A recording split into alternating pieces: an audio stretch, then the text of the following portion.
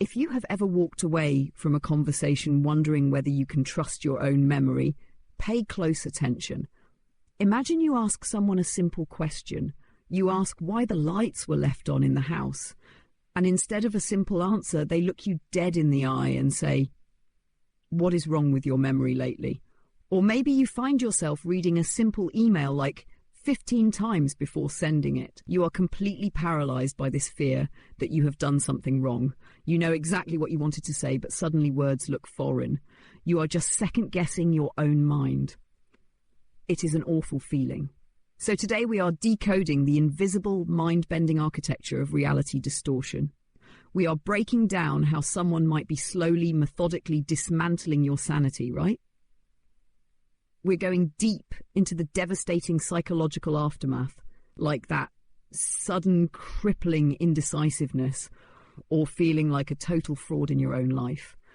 And crucially, we're going to look at how to know if you are accidentally doing this to someone else, because honestly, this behavior can be entirely unintentional. It really is a terrifying place to be, that absolute collapse of self-trust. I mean, it does not happen overnight. No, it is a methodical erosion. And to stop it, we have to understand the mechanics behind it. We have to look at the gears turning beneath the surface of everyday conversations. And to really grasp those mechanics, we actually have to go all the way back to 1938, the origin of it all. The terminology we use for this kind of, psychological warfare, it originates from a stage play. The plot centers around this husband who is actively manipulating his wife. And he does not just lie to her with words, he manipulates her physical environment, right? The gaslights. He secretly dims the gaslights in their home. And when she points it out, when she says, "Hey, the lights are flickering, the room is getting darker," he tells her she is imagining things. He insists the lights are exactly the same as they have always been. He attacks her actual perception of the physical world, which is just a powerful demonstration of how reality distortion operates. I mean, he does not argue about an opinion. He attacks her sensory data. Wow, her sensory data. Because if he can convince her that her own eyes are deceiving her regarding the literal brightness of a room, he effectively disables her internal alarm system. He overwrites her reality with his fabricated version, and that makes her entirely dependent on his definition of the truth. I want to just slow down here for a second, because this is not just about winning an argument. It is about someone installing themselves as the ultimate authority over your own brain. That's exactly it. And later on in this discussion, we are going to reveal why a simple forgotten carton of milk can expose this entire toxic dynamic right in your own kitchen. Our goal today is to arm you with the tools to separate healthy, normal disagreement from outright reality distortion. It is really about reclaiming your hijacked potential. Well, it's true, because when your cognitive bandwidth is drained by constantly evaluating whether your reality is true, you have absolutely nothing left for your actual life, your ambitions, your joy. So let us establish that baseline right away, because I feel like a lot of people might hear this and think, well, my partner and I argue all the time. Are we distorting each other's reality? Which is a common fear. So let us look at the fundamental difference between a normal argument and what we are talking about today. Say my friend and I go see a movie and I say, "That was a brilliant comedy," and he says, "No, that was an absolute tragedy." We're experiencing two completely different realities, but I do not walk away from that debate feeling like I need a psychiatric evaluation. And that right there is the vital distinction. In a healthy dynamic, disagreement is expected. Two human beings will never, ever perceive an event identically. But a healthy disagreement respects the autonomy of the other person's perspective. You might vigorously debate the merits of that movie, but your friend is not telling you that you didn't actually laugh or that you are fundamentally broken for finding it funny. You do not leave the conversation feeling deregulated or destabilized at your core. Yeah, I just walk away thinking, he has terrible taste in movies. My internal compass remains completely intact. I still trust my own eyes and ears, but exactly the opposite happens in a toxic dynamic. The manipulator is not trying to win a debate about a movie. They are actively trying to manipulate a sequence of events to make you doubt your perspective and ultimately doubt your grasp on what has actually happened. The underlying mechanism here is something the research calls the authority shift. Okay, so how does that authority shift actually play out in real time? Like, what does that look like when you were just talking to someone? It looks like a constant repositioning of the narrative framework. They aren't just presenting an opposing argument, they are positioning themselves as the arbiter of truth. The unspoken message they're injecting into the conversation is basically, your perception is flawed. You are inherently unreliable. Look, to me, for the accurate version of events, they slowly transition from being a participant in a conversation to being the judge of your cognitive function. Okay, let me push back on this a little bit because, well, human memory is notoriously terrible. We are awful eyewitnesses to our own lives. I mean, I will swear up and down that I told my partner I was working late on Tuesday, and she will swear I never uttered a single word about it. That happens all the time. So if memory is really that malleable, at what point does having a different perspective or just a genuinely flawed memory, at what point does that cross the line into actual psychological manipulation? That is the crucial threshold, and the research makes it very clear. It crosses the line when it becomes a sustained attack on the senses. We are not talking about a one-off. Misremembering an isolated incident where someone honestly forgets a conversation does not erode your sanity. But reality distortion is a persistent, methodical repositioning of the narrative over time. So the poison is in the dosage. It is the relentless repetition of it. It is the repetition, and it is the structural integrity of their attack. If you bring up a shared event and they consistently restructure what happened, editing the sequence, repositioning you as the aggressor or the unstable one. Yeah, they're constantly changing the script. They throw mud at the truth continuously. And when their individual authority is not quite enough to break you, they escalate. They recruit what the data describes as third-party validation. The phantom third party. This is where it gets incredibly isolating, does not it? It is a devastating tactic. They'll casually drop phrases like, well, even your own sister thinks you overreact, or everyone at the office can see you are the one causing the drama. That's brutal. They manufacture a consensus against you, and by making you believe that your entire support system secretly agrees with their false narrative, they effectively cut you off from the herd. Because if you are entirely isolated and you think literally everyone else is against you, you just stop looking for outside validation. You stop challenging the narrative because the sheer exhaustion of fighting a seemingly universal consensus is just too much. You cave in just to find a tiny moment of peace. That's the trap. You unconsciously begin to buy into their authority because you feel like you have no other anchor. You surrender your compass to the very person who is spinning you in circles. I mean, I want you to ask yourself, have you ever walked away from a conversation feeling completely bamboozled? Wondering, am I the crazy one here?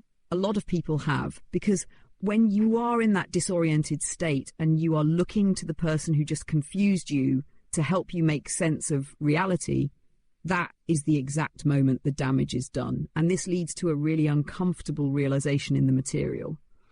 We often picture reality distortion as the work of a master manipulative manipulator, someone calculating their every move, like a supervillain.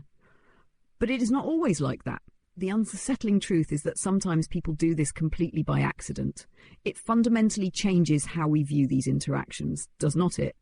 Yes, there are highly antagonistic individuals who operate with malicious intent, but a vast amount of reality warping is entirely unintentional. It is just an accident. Well, it is often driven by a person's unhealed trauma or their inability to regulate their own emotions, or just a desperate need to avoid accountability. They aren't actively trying to drive you crazy. They're just trying to protect a very fragile version of their own ego. And your reality just happens to be collateral damage. So if someone is doing this unintentionally to protect their ego, how do they actually do it? Because the research outlines 5 specific behavioral tactics, 5 accidental sabotages that warp reality. And we really need to look at these closely, not just to spot them in other people, but to recognize them in ourselves. It is so important for self-awareness. So let us look at the first one. Minimization is insidious because it often masquerades as helpful perspective, but it directly attacks a person's emotional reality. Okay, give me an example. The classic example in literature is this. Your friend comes to you crying because her backpack was stolen from her car. She is visibly distressed, and your response is, "You are exaggerating. It is just a backpack. At least your car wasn't stolen." Now, on the surface, that looks like someone just trying to find a silver lining, like you're trying to pull them out of a spiral. Why is that considered reality distortion? Because of what happens in the brain of the person crying. Emotional attunement requires meeting someone where their nervous system currently is. When you tell them they are exaggerating, you are explicitly stating that their internal emotional state is objectively wrong. You are labeling their grief as a malfunction. You are saying their threat detection system is broken. The victim hears, "My feelings are disproportionate to reality. I cannot trust my own emotional responses." It creates this immediate cognitive dissonance. They start to wonder if they really are crazy for being upset. It is a micro-invalidation, and compounded over years, it completely erodes a person's ability to trust their own gut. But what if minimization does not work? Say the friend insists, "No, I am allowed to be upset about my backpack. This sucks." What happens next? Because the manipulator still has to protect their position. That brings us to the second tactic. Distraction. Distraction is a highly effective defense mechanism. When the manipulator feels cornered by a valid point, they completely change the rules of engagement. How so? Let us say you ask your partner where they were on Saturday afternoon because there's this unexplained gap in their story. Instead of actually answering the question, they aggressively pivot to how you asked it. They might snap.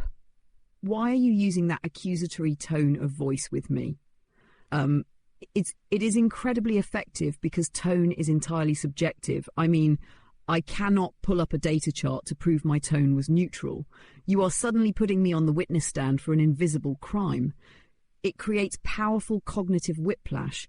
The focus shifts entirely away from their missing Saturday afternoon and directly onto your perceived aggression.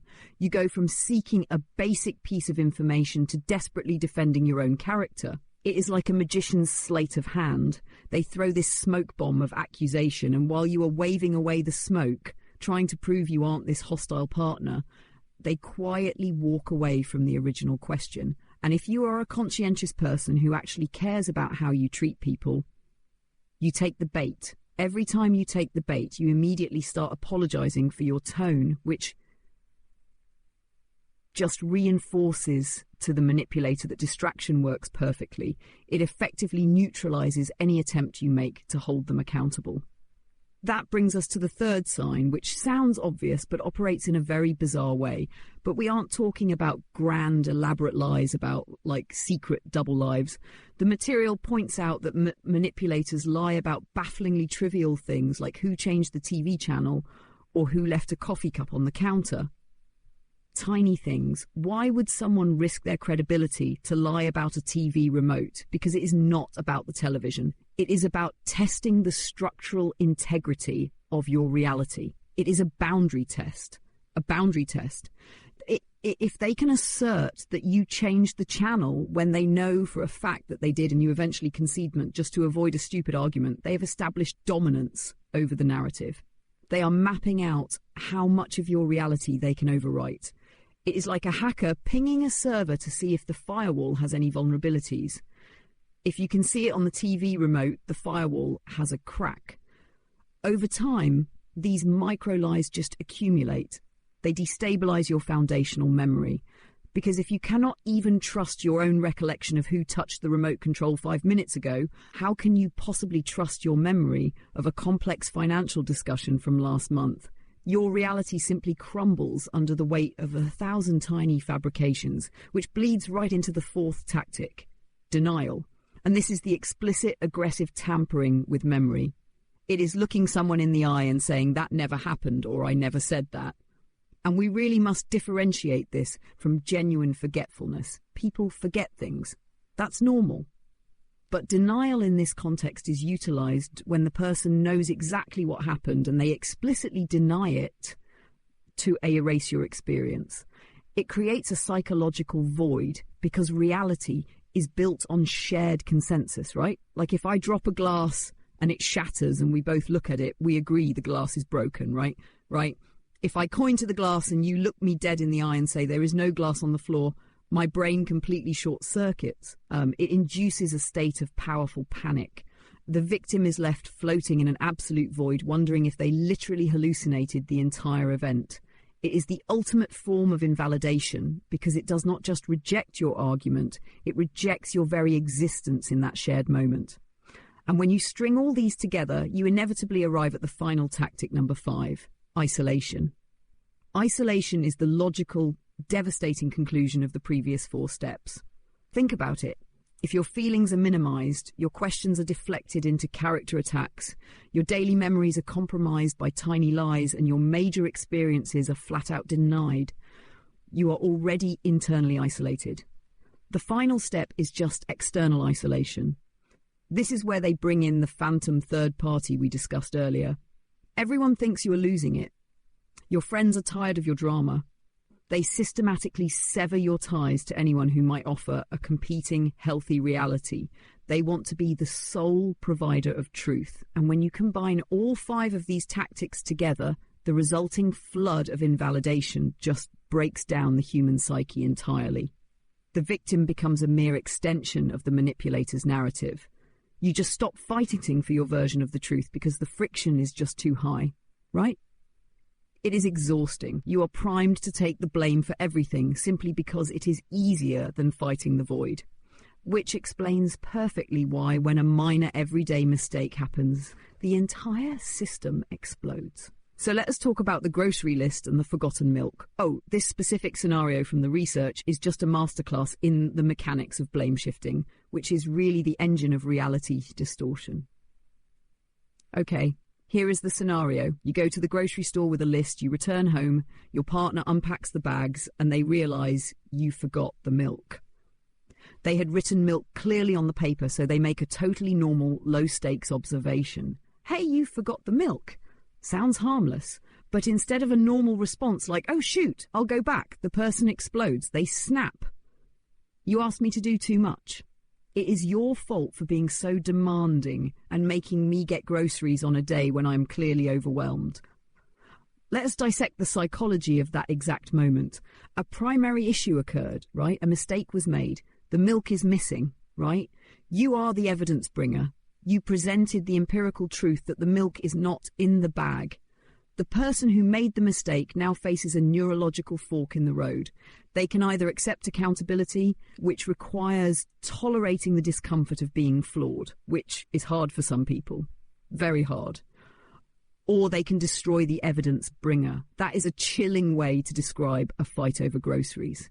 But structurally, that is what must happen to protect their ego from the sting of failure. They have to assert that the failure is actually your fault. They attack your expectations, your timing, your character. The research explicitly defines this blame shifting as emotional abuse because in order to escape accountability for a missing carton of milk, they have to rewrite your reality, positioning you as an unreasonable tyrant. But let us look at the physics of this. Why is a forgotten carton of milk a threat to their survival? I mean, most people can admit they forgot an item without having a total existential crisis. Why the extreme reality warping defense? To understand that, we have to look at the internal landscape of a highly toxic or narcissistic personality. The literature often describes this psychology as a bottomless vessel. A healthy person has a solid internal foundation. If they make a mistake, it chips the paint, but the structure holds. A manipulator's vessel has holes in the bottom. How do those holes get there? Usually through deep-seated childhood trauma, powerful insecurity, or just a foundational sense of inadequacy, because they cannot generate their own self-worth. They construct a rigid, grandiose exoskeleton, a pristine image of perfection.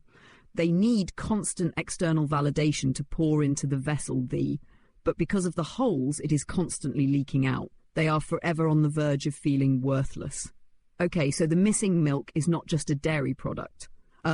The missing milk is a spotlight shining directly on their inadequacy. It threatens to puncture that fragile exoskeleton. To admit they forgot the milk is to admit they are flawed, and to a bottomless vessel, being flawed means being worthless. Their psychological survival depends on maintaining that pristine image. Therefore, they must regulate against the shame of imperfection by exporting it. If they can convince you that it is your fault for being demanding, they remain perfect. You become the container for their shame. They survive by lowering the floor. For everyone else, they make you carry the psychological weight of their mistake.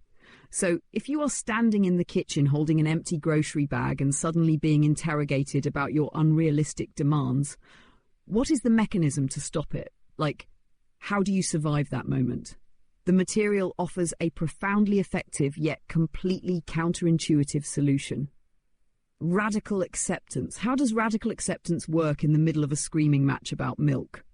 It requires a complete internal shift. It means you absolutely refuse to defend your reality out loud. But my reality is correct. The list was only 3 items long. I am not being demanding. My first instinct is to defend my character, and the millisecond you begin defending your character, the manipulator has won. Think about the cognitive whiplash we discussed earlier. The moment you argue the list wasn't that long, I am not demanding. You are engaging in a debate about your personality rather than the missing milk.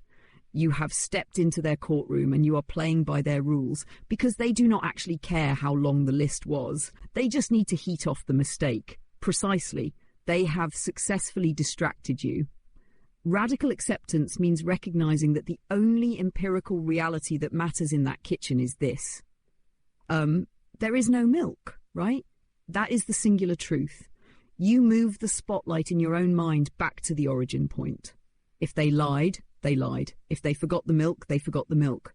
You just hold on to the truth quietly. You do not try to force them to see it because they are mathematically, psychologically incapable of seeing it. You accept the reality of the situation without getting lost in the weeds of their blame shifting. You realize that having a 30-minute argument trying to prove you aren't demanding is just a colossal waste of cognitive energy. In the time it takes to defend your reality, you could have driven to the store yourself. So you radically accept, I will either drink black coffee today or I will go buy the milk myself. And internally, you log the data that this person is simply incapable of accountability. That shifts the power entirely. You aren't surrendering. You were refusing to participate in the distortion. But man, this requires an immense amount of self-awareness. What happens to the brain when you do not use radical acceptance? What happens when you spend years or even decades in that chaotic kitchen constantly defending your reality and slowly taking on their projected blame? The neurological and psychological toll is devastating. When your reality is constantly denied, you develop a state of chronic uncertainty. You become profoundly inefficient as a human being. The research talks about this manifesting almost like a low-grade obsessive-compulsive disorder. Now, to be clear, the material emphasizes that true clinical OCD requires consultation with a mental health professional, but we are looking at a trauma response that mimics obsessive behavior. It is the behavioral manifestation of a smashed internal compass. People who survive chronic reality distortion lose the ability to trust their foundational decision-making skills. They are riddled with an agonizing need to second-guess every single action. It is the triple checking of the locks before you go to bed. It is driving halfway to work and turning around to ensure you unplug the curling iron even though you distinctly remember doing it. Or it is opening your carry-on bag at the airport security line 5 separate times to check for a passport that you already know is zipped in the pocket, right? And it extends to professional life as well. It is reading a 2-line email 15 times before hitting send, terrified that you have used a word that will trigger an attack. It is constantly asking colleagues for reassurance. Did I do this right? Are you sure? Because for years, every time you held a position with conviction, like stating the milk was on the list, you were psychologically punished. Your brain has learned that certainty is dangerous. Yes. Let me try to visualize what is happening neurologically. Imagine your working memory.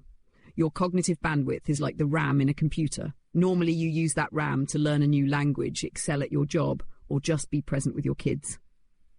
But chronic reality distortion is like trying to balance a complex spreadsheet while standing in the middle of a blaring, chaotic nightclub. That is an incredibly accurate neurobiological metaphor. What you are describing is the impact of cortisol on the brain when you are constantly anticipating an attack on your reality. Your amygdala, the brain's threat detection center, is hyperactive. It floods your system with stress hormones. The nightclub music is the constant background noise of the anxiety. And when the amygdala is that highly activated, it essentially hijacks power from the prefrontal cortex, which is responsible for executive function, logic, and working memory. You literally do not have the cognitive bandwidth to process the spreadsheet because your brain is dedicating all its resources to surviving the perceived threat. You waste hours of your life just managing the noise in your head. And this exhaustion leads to a really fascinating counterintuitive point in the data regarding perfectionism. Yes, the perfectionism of a survivor is deeply misunderstood. Usually society views perfectionism as a vanity metric. We assume a perfectionist is someone trying to show off, or perhaps a narcissist demanding a flawless environment to reflect their own perceived greatness. But survivor perfectionism is not about applause. Not at all. It is a desperate coping mechanism. A survivor will obsessively organize a closet or meticulously alphabetize a spice rack or bake an absolutely flawless cake for an event. They aren't seeking praise. They are trying to build a microscopic fortress of control in a life that feels entirely unmanageable. It is a shield against the criticism. If my spice rack is perfect, they cannot attack me today. It is a bid for safety. Look at this perfectly executed task. Please do not find a reason to dismantle my reality right now. But the tragedy of the bottomless vessel is that the goalposts are always on wheels. There is no level of perfection that will stop the manipulator from needing to project their shame. The survivor exhausts themselves trying to achieve a safety that does not exist. You mentioned the threat detection center, the amygdala. This ties into how the sympathetic nervous system operates under chronic distortion. The material delves heavily into this. We often talk about fight or flight, but trauma responses include fight, flight, freeze, or fawn. When you live in a distorted reality, your nervous system is stuck in an activated state. You are permanently firefighting. You might utilize the fawn response, which means preemptively appeasing the manipulator just to keep the nightclub music turned down. You become a hyper-vigilant peacekeeper, but running that physiological software 24/7 drains your battery. You are just so tired, and because of that fatigue, you start downgrading your own life. You do not apply for the promotion because you do not have the mental RAM to handle an interview. You stay in a mediocre situation because the sheer thought of change requires energy you do not possess. The loss of human potential is the true cost here. It is not just the hours wasted checking the stove. It is the entire trajectory of a life altered by exhaustion.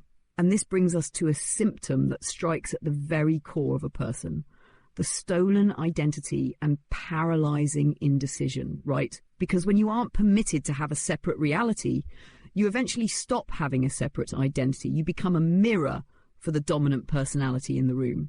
This is particularly devastating when it begins in childhood, though it certainly happens in adult partnerships as well. The manipulator requires you to be supply for their narrative. You are an extra in their movie. If an extra suddenly demands a character arc, it ruins the director's vision because the victim is never allowed to cultivate their own preferences or trust their own desires. The very concept of individuation never takes root. Making a choice, any choice becomes paralyzing because there is no solid self making the decision. The data includes some heartbreaking anecdotes that illustrate this perfectly. There is a story of a young child who was incredibly drawn to the flute. They wanted to play it in the school band. It felt delicate. It resonated with them. But they had a very strong-willed, dominant friend who decided to play the clarinet. And because the child had no reinforced sense of self, they defaulted to the dominant reality. They chose the clarinet. They spent years playing an instrument they didn't want to play just to blend in and appease the friend. And the visceral reaction is what got me. They grew up to physically cringe at the sight of a clarinet. Their body remembered the betrayal of their own intuition. The body holds the score. It remembers the suppression it compounded. That same individual later chose a theatre class over a cooking class, despite loving the culinary arts and hating the stage entirely. Because they were mirroring another dominant personality, they became a flute-playing chef who never actually played the flute or cooked. They spelled their developmental years acting out someone else's preferences. This bleeds into massive structural life choices. Survivors will detail choosing the wrong university major, staying in the wrong career path, or marrying the wrong person because they were just following a script handed to them. The material mentions a survivor losing years of their life before finally listening to their own faint internal voice and moving across the country to pursue a PhD program at UCLA. The indecision infiltrates everything because you do not know who the chooser actually is. But beyond the lack of identity, there is a very specific active terror behind this paralysis. It is not just a blank slate. It is a minefield, the fear of the wrong choice. We have to look at how a healthy, dynamic process is a mistake. If you and a healthy partner pick a hotel for a vacation and it turns out to be a bit dingy, you might laugh about it, order bad room service and move on. The mistake is just data. But in a toxic dynamic, if you choose the wrong hotel or buy the wrong brand of refrigerator, the abuser will use that mistake as a weapon for eternity. They do not let it go. They will be there with bells on, rubbing your nose in that specific failure for years. This is just like that time you booked that awful hotel. What were you thinking? You are utterly incompetent. So when a survivor faces a decision in the present, they aren't just choosing between chicken or fish for dinner. They are actively weighing the potential for a decade of psychological punishment. They freeze. You surrender the choice just to avoid the agonizing risk of getting it wrong, but then you eventually leave the toxic environment. You are finally free, and you find yourself standing in aisle 4 of the grocery store, staring at 50 different types of pasta, and you start crying because you genuinely do not know which one to put in the cartoon. It is a powerful psychological bottleneck. The dizzying freedom of having no one to appease crashes headlong into the terror that you are going to make a catastrophic error. Your brain is stuck in a trauma loop. But the research does not leave us stranded in the pasta aisle. It offers tangible structural hacks to start rebuilding that atrophied muscle of choice. Let us explore the penny hack. The penny hack is a beautifully simple physical intervention for a psychological freeze state.